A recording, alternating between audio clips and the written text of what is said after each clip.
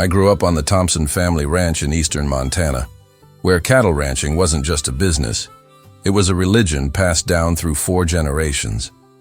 My great-grandfather had homesteaded the original 2,000 acres in 1897, and every Thompson man since had added land, cattle, and legacy to what had become one of the largest operations in the county.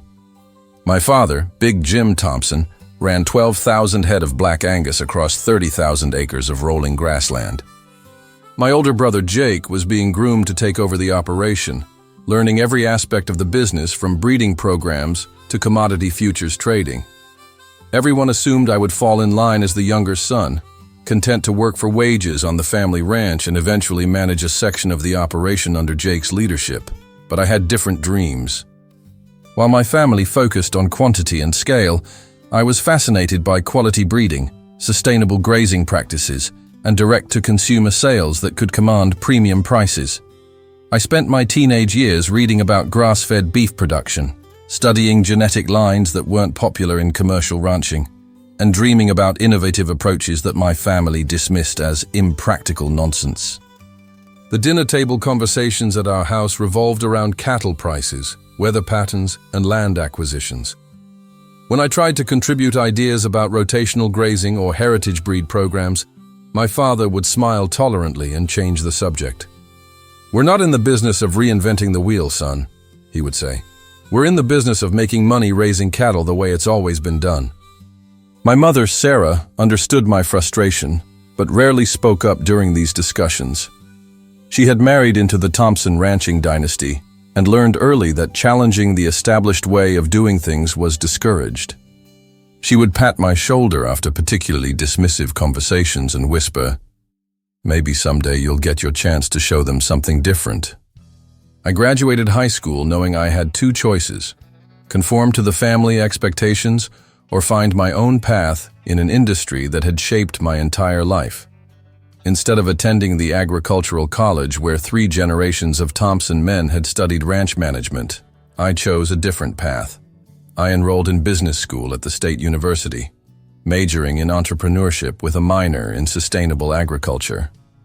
My family viewed this decision as a rejection of their values and traditions. "Business school won't teach you how to read cattle or predict weather," my father said when I announced my college plans. "You're wasting time learning theories instead of practical skills that matter in the real world." But I had a plan that extended beyond traditional ranching. I wanted to understand marketing, consumer behavior, and supply chain management. I studied successful agricultural entrepreneurs who had built premium brands, and I researched emerging trends in sustainable food production that were creating new market opportunities. During my summers home from college, I worked on the family ranch but spent my evenings developing my own business plan. I identified a 40-acre parcel on the edge of our property that wasn't being used for anything except seasonal grazing, and I approached my father about leasing it from the family operation. "What do you want with 40 acres?" he asked skeptically. "That's barely enough land to support a dozen head of cattle." I explained my vision for a small-scale, grass-fed beef operation that would focus on direct sales to restaurants and consumers willing to pay premium prices for sustainably raised meat. My plan called for heritage breed cattle, rotational grazing systems, and marketing strategies that emphasized story and quality over volume. My father listened politely, but ultimately shook his head. "Son, we've been raising cattle for over a century. If there was money to be made in small-scale operations, don't you think we would have figured that out by now?" When he refused to lease me the land, I made a decision that would define my relationship with my family for years to come. I used my savings from summer jobs and a small inheritance from my grandmother to purchase a 60-acre property 15 miles from the family ranch. The property I bought was considered marginal land by local ranching standards, rolling hills with rocky outcroppings, scattered timber, and grass that hadn't been properly managed in decades. But I saw potential where others saw problems. The diverse landscape would support rotational grazing systems. The timber provided natural windbreaks and shade, and the previous owner's neglect meant I could improve the land without fighting established practices. I spent my final year of college developing detailed plans for my operation, while working part-time jobs to fund equipment purchases and land improvements. My classmates were applying for corporate jobs or graduate school programs, but I was pricing used tractors and studying cattle bloodlines that most commercial ranchers had abandoned decades earlier. My family's reaction to my land purchase was a mixture of disappointment and bewilderment. They couldn't understand why I would struggle to build something from nothing when I could have a guaranteed position in a successful operation that had taken 4 generations to develop. "You're throwing away everything we've worked to build," my brother Jake told me during one of our increasingly rare conversations. "Why would you want to compete against us instead of working with us?" I tried to explain that I wasn't competing against them. I was pursuing a completely different market segment with different goals and methods. But my family viewed any independent ranching operation as an implicit criticism of their approach and a threat to the unity that had kept the Thompson Ranch successful across multiple generations. My mother was the only family member who supported my decision, though she did so quietly to avoid conflicts with my father.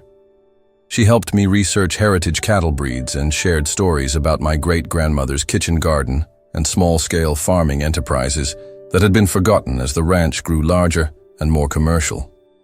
The day I took possession of my property, I stood on a hill overlooking 60 acres of grass and possibility, feeling simultaneously excited about the future and isolated from the family that had shaped my understanding of agriculture and land management.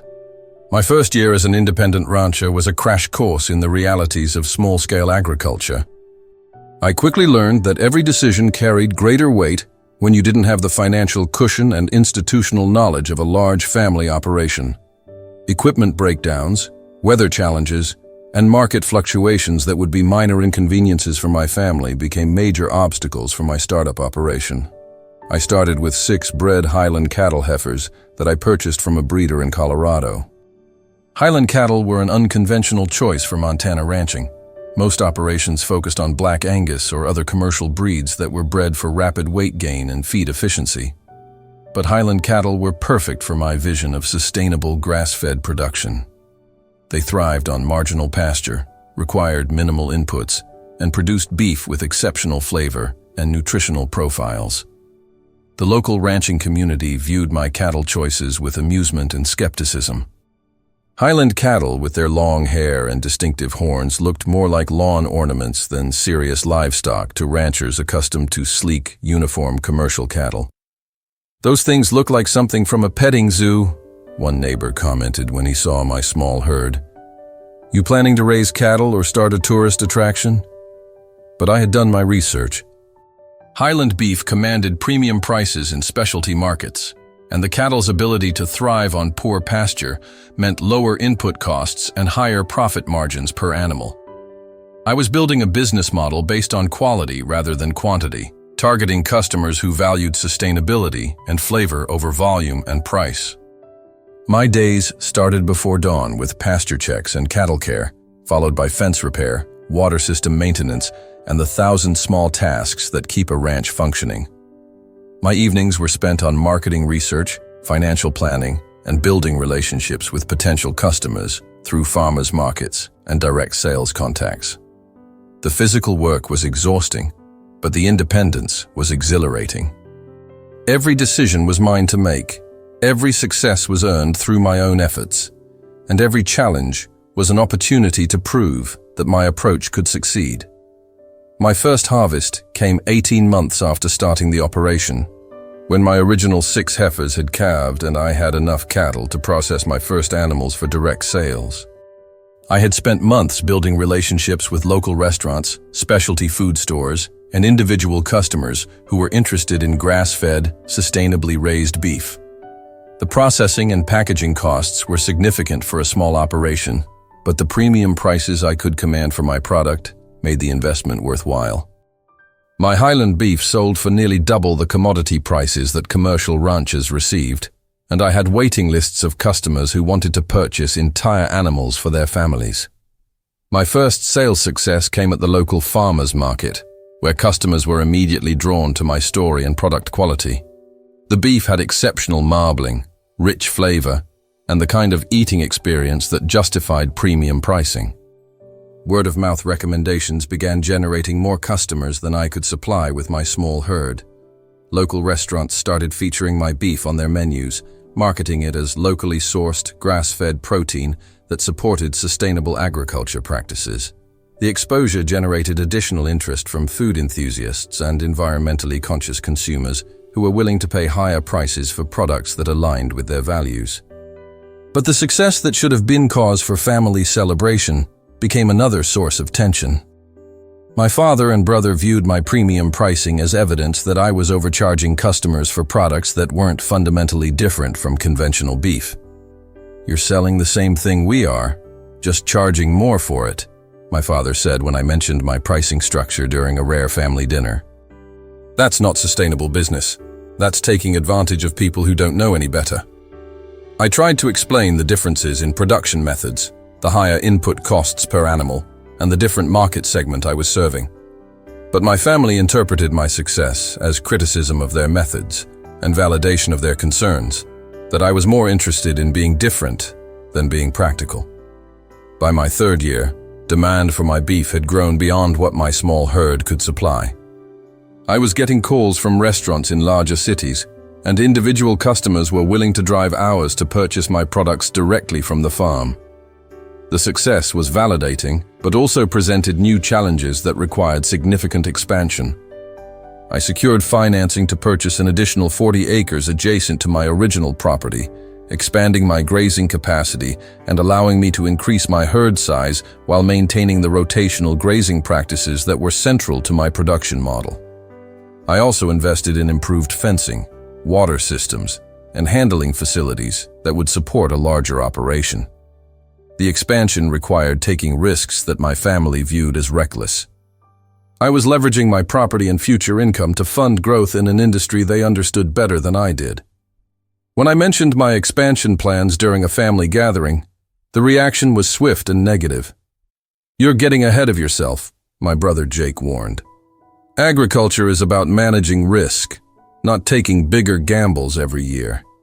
You need to consolidate what you have before you try to grow larger." My father was even more direct in his criticism. "Son, you're acting like a city businessman instead of a rancher. This land will humble you if you don't respect the lessons that previous generations learned the hard way." Their concerns weren't entirely unfounded. Small-scale agriculture failures were common, and many operations that started with similar enthusiasm had ended in bankruptcy and family financial ruin. But I had built my business gradually, testing markets and refining operations before committing to expansion. The tension reached a breaking point when I approached a local bank for expansion financing and discovered that my father had called the loan officer to express concerns about my business plan. His intervention didn't prevent me from securing the loan, but it highlighted the extent to which my independence was viewed as a threat to family solidarity. I realized that proving my approach could work would require more than financial success. It would require demonstrating that my methods could compete directly with established operations in the same market conditions. My fourth year brought recognition from outside the local ranching community that validated my approach in ways that family approval never could. An agricultural magazine featured my operation in an article about innovative small-scale ranching, and I was invited to speak at a sustainable agriculture conference about grass-fed beef production. The external attention brought new customers from urban areas who were specifically seeking products from operations like mine. Food bloggers began featuring my beef in reviews and recipes, and several high-end restaurants in regional cities started marketing dishes made with my products. But the recognition that meant most to me came from other young ranchers who were facing similar challenges in establishing independent operations. I began receiving calls and visits from people who had read about my methods and wanted to learn about sustainable grazing practices and direct marketing strategies. One visitor was particularly memorable, a young woman named Maria Santos, who had inherited a small ranch in Wyoming and was struggling to make it profitable using conventional methods. She spent 3 days on my property, learning about rotational grazing, Highland Cattle management, and direct sales marketing. "Your operation proves that small can be profitable," she told me, as she prepared to return home. "I've been told by every rancher in my area that anything less than 1,000 head is a hobby, not a business. but you're making more per acre than operations 10 times your size." The validation from fellow young ranchers was gratifying, but it also highlighted my isolation from the ranching community where I had grown up. While I was building relationships with innovative farmers across the region, my connections to local ranchers had deteriorated as my success made their skepticism seem increasingly outdated. My family's response to the external recognition was complex. They were proud that a Thompson was being featured in agricultural publications, but they were uncomfortable with my criticism of conventional ranching practices and my advocacy for alternative approaches. The divide between my success and their approval seemed to be widening rather than narrowing as my operation became more established and profitable.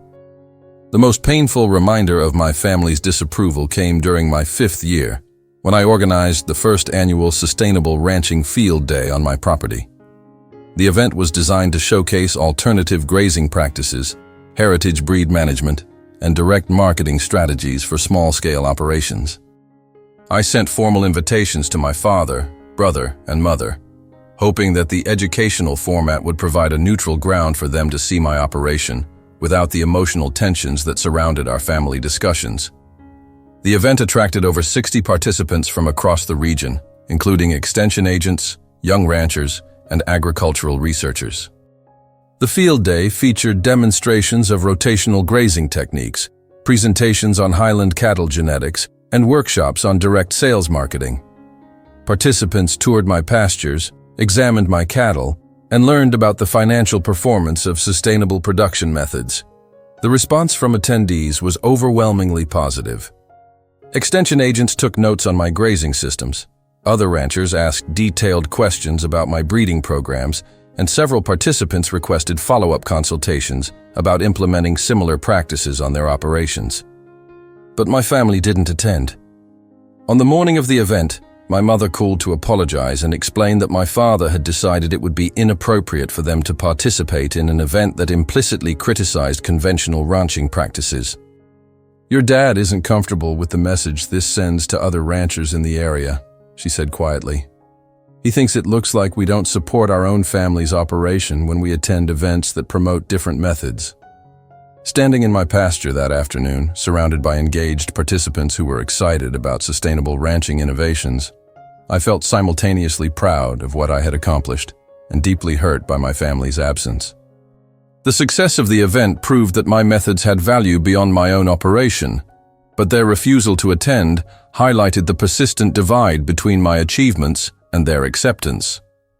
The irony wasn't lost on me that I had built stronger relationships with strangers who shared my vision than with the family members who had taught me to love agriculture in the first place. Chapter 9. Unexpected Competition. My 6th year brought an unexpected challenge when my brother Jake announced that the family ranch was diversifying into grass-fed beef production. During a tense family dinner, he explained that changing consumer preferences and premium pricing opportunities had convinced my father to experiment with sustainable production methods on a portion of their operation. "We're starting with 500 head on dedicated grass-fed pastures," Jake said, avoiding direct eye contact with me.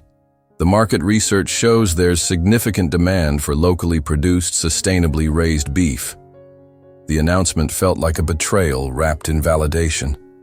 After years of dismissing my methods as impractical and economically unsustainable, my family was adopting similar practices for their own operation. But instead of acknowledging my role in proving the viability of these approaches, they were positioning their entry into the market as an independent business decision. My father's explanation was characteristically direct. "We're not copying your methods," he said. "We're responding to market opportunities that make sense for an operation of our size. What works for 60 acres might not scale to 30,000 acres, but we're willing to test some of these practices on a small scale." The competitive implications were significant. The Thompson family ranch had resources, established relationships, and market credibility that my small operation couldn't match. If they decided to pursue the grass-fed market seriously, they could potentially undercut my pricing or overwhelm the local demand that had supported my growth. But there was also an element of vindication in their decision. After 6 years of skepticism and dismissal, my family was finally acknowledging that my approach had merit. The market success I had achieved with Highland Cattle and sustainable practices was significant enough to influence their business strategy. I spent several sleepless nights wrestling with conflicting emotions about their announcement. Part of me was proud that my work had influenced their thinking, but another part was angry that they were entering my market without acknowledging my pioneering role or offering any form of collaboration. The situation forced me to confront uncomfortable questions about competition, family loyalty, and the price of independence in a close-knit agricultural community. Chapter 10. Proving Superior Quality. The entry of the Thompson family ranch into the grass-fed market forced me to differentiate my operation more clearly and demonstrate why my methods produced superior results. I couldn't compete on scale or price, but I could compete on quality, story, and customer relationships that larger operations couldn't replicate. I invested in third-party quality testing that documented the superior nutritional profiles of my Highland beef compared to conventional grass-fed products. The tests showed higher levels of omega-3 fatty acids, antioxidants, and other beneficial compounds that resulted from my intensive rotational grazing and heritage breed genetics. I also began emphasizing the artisanal aspects of my operation that distinguished it from larger-scale grass-fed production. Customers could visit my farm, meet the cattle, and understand the specific practices that influenced meat quality. I offered custom processing services, educational tours, and personalized relationships that created loyalty beyond simple product satisfaction. The differentiation strategy worked. My customer base remained loyal despite the availability of grass-fed beef from the family ranch, and my premium pricing held firm as customers recognized the unique value proposition of my operation. Restaurant customers were particularly responsive to the quality differences. Chefs who had worked with both products consistently chose my beef for dishes where flavor and consistency were critical. Food critics began noting the distinctions between different local grass-fed producers, generally favoring my products in blind taste tests. The success of my differentiation strategy validated my belief that quality and customer relationships could compete successfully against scale and resources. But it also highlighted the ongoing challenge of building an independent operation in competition with family members who understood my methods and had greater resources to implement them. My brother Jake made several attempts to discuss potential collaboration between our operations, but I was reluctant to give up the independence I had worked so hard to establish. The possibility of working together was appealing, but I feared that collaboration would ultimately result in my operation being absorbed into their larger business. Chapter 11. Generational Recognition. My 7th year brought an unexpected opportunity that would test my relationship with my family and force them to confront the success of my independent operation. The State Cattlemen's Association selected me to receive their Young Rancher Innovation Award for my work in sustainable beef production and direct marketing. The award ceremony would take place at the annual Cattlemen's Convention, where hundreds of ranchers from across the state would gather to discuss industry issues and recognize outstanding achievements. Previous recipients of the award included some of the most respected names in Montana agriculture, making the recognition particularly meaningful for someone from a ranching family. I called my mother to share the news, hoping that this external validation might finally bridge the gap between my achievements and my family's acceptance. Her reaction was enthusiastic but cautious. "Your father will be proud," she said, though her tone suggested uncertainty about his actual response. "This is exactly the kind of recognition that shows you've made the right choices." When I formally invited my family to attend the award ceremony, the response was mixed. My mother immediately agreed to attend and even offered to help with the acceptance speech. Jake expressed interest, but said his attendance would depend on my father's reaction to the invitation. My father's response came during a phone call that lasted less than 2 minutes. "Congratulations on the award," he said in a tone that was professional rather than warm. "I'm sure you've earned the recognition. Your mother can represent the family at the ceremony." The message was clear. While he acknowledged my achievement, he wasn't ready to publicly celebrate success that had been built in opposition to his advice and preferences. His absence would be noticed by the ranching community, sending a signal about family dynamics that extended beyond our personal relationships. Standing in my pasture that evening, watching my Highland cattle graze in the fading light, I realized that I had spent 7 years building an operation that was finally receiving the recognition I had dreamed of since college. But the validation felt incomplete without the support of the people who had first taught me to love the land and the animals that had shaped my entire life. Chapter 12. The Award Ceremony. The Cattlemen's Convention was held in the state capital, bringing together ranchers from operations ranging from small family farms to corporate agricultural enterprises. As I prepared for the award ceremony, I was struck by the diversity of approaches and philosophies represented in the ranching community, and the growing acceptance of sustainable practices that had once been considered fringe concepts. My acceptance speech focused on the importance of innovation in agriculture and the value of supporting young ranchers who were willing to take risks on new approaches. I spoke about Highland cattle, rotational grazing, and direct marketing as tools for building profitable small-scale operations, but I avoided criticizing conventional methods or claiming that my approach was superior for all situations. The response from the audience was enthusiastic. Several ranchers approached me after the ceremony to discuss collaboration opportunities, and others shared stories of their own experiments with sustainable practices. The recognition seemed to validate not just my operation, but the broader movement toward diversified agricultural approaches. My mother attended the ceremony and was visibly proud during my speech and the recognition that followed. She introduced herself to other attendees as my mother and spoke knowledgeably about my operation and its innovations. Her presence provided the family representation that made the evening feel complete. But her presence also highlighted my father's and brother's absence, which was noticed by several ranchers who knew our family history. During the reception following the ceremony, one longtime family friend approached me with obvious confusion. "Where's Big Jim tonight?" he asked. "I would have expected him to be here celebrating with you." I offered a polite explanation about scheduling conflicts, but the conversation reminded me that my success was being viewed within the context of family relationships and community expectations. The recognition was meaningful, but it couldn't resolve the fundamental tensions that had developed over 7 years of independent operation.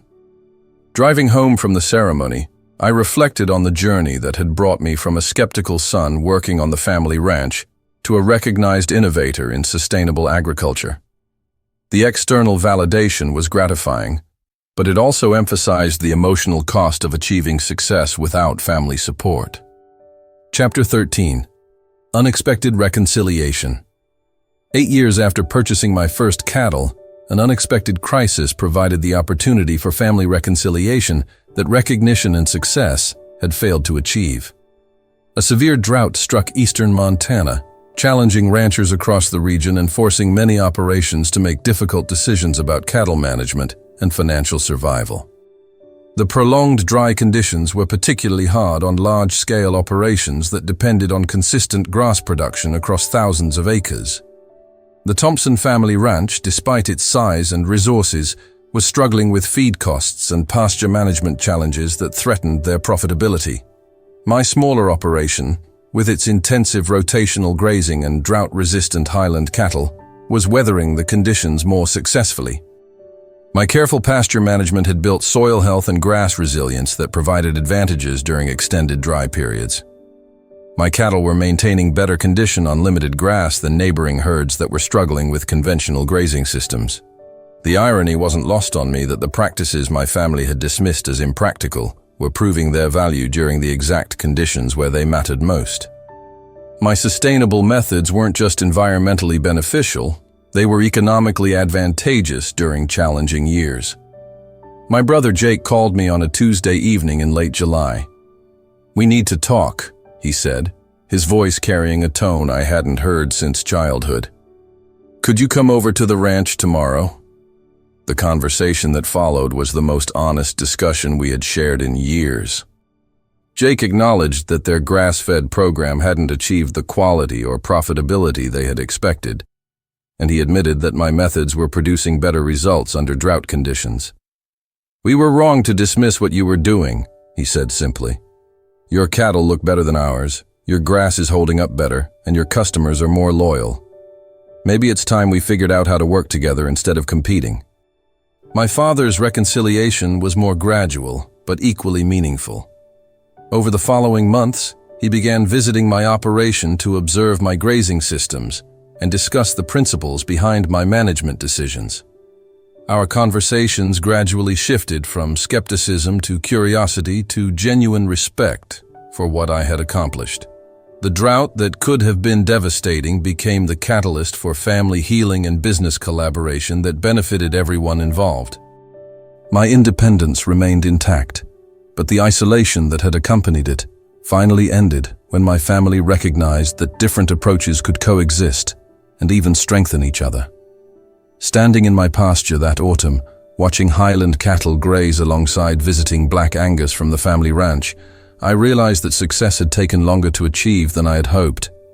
But it was more meaningful because it had been earned through persistence rather than granted through approval. Kuis, thank you for listening to this story of persistence, family relationships, and proving that innovation can thrive even without initial support. Please let us know in the comments where in the world you're listening from. And don't forget to subscribe to our channel for more stories about following your dreams, even when the people closest to you don't understand your vision.